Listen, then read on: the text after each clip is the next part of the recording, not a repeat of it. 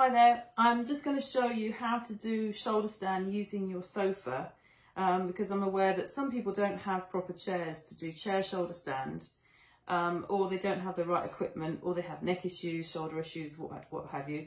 And this is a really good and safe way to do shoulder stand using the sofa.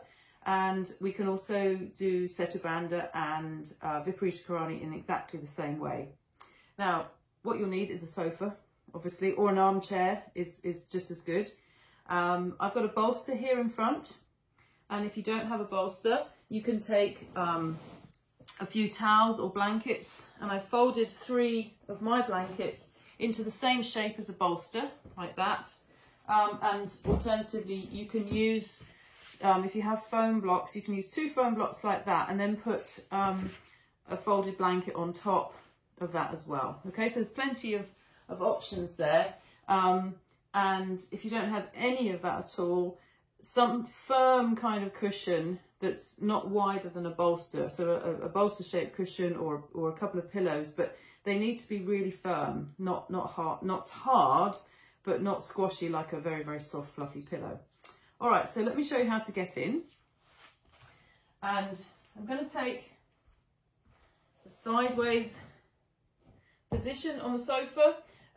Do make sure that if it's a narrow sofa that you sit right at the back of it before you take your legs over, and simply turn around, bring the legs over the back of the sofa or the armchair. Make sure you're in the centre of that cushion that you're sitting on, and then you use your elbows on the side and push yourself back just until the back of the head touches the bolster, and then the shoulders can come down. You can support your neck on the bolster here, especially those of you with neck problems, or if you're able to, you come a little bit further off so the back of the head is then touching the floor. If you need an extra support, you can take something like an extra cushion so that the head looks towards the chest more, and then you're extending the legs away, and feel that extension through the fronts of the thighs.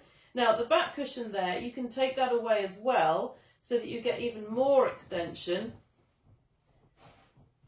through the fronts of the thighs, like so. So you can see there's more of an angle there. And then with the elbows, you start by pressing the elbows into the side of the sofa to really dig those shoulders under and lift the back chest. And then you can just rest the hands on the ribs. If you want a more stronger action in the shoulders, you can try and wriggle your arms underneath, like so, and that really opens the chest. Okay, so that's Shavasana, shoulder balance equivalent. Then if you were to do Viparita Karani, where we lie with the legs up the wall pose, then you simply come a little bit more to the edge, still got your shoulders on that lift, and then you can take the legs up, like so. And you can even do things like Ekapada, where you've got one leg back, one leg forwards, like so. And then for Setu Bandha, it's a little bit more, you have to have the legs straight for Setu Bandha, and you're coming back a little bit further. And of course, then we'd have to adjust the lift under the shoulders. But you can see, there's the option there to stretch the legs straight. If I show, if I can, like so. And then it's a kind of Setu Bandha, although the bolster then should be a little bit higher up the back, but you can see the possibilities there. And actually now what I'm showing is how to come out of the pose is you slide backwards until your bottom comes to the bolster, and then you can have the legs like that, or if it's deep enough, have the legs a little bit straighter and rest there.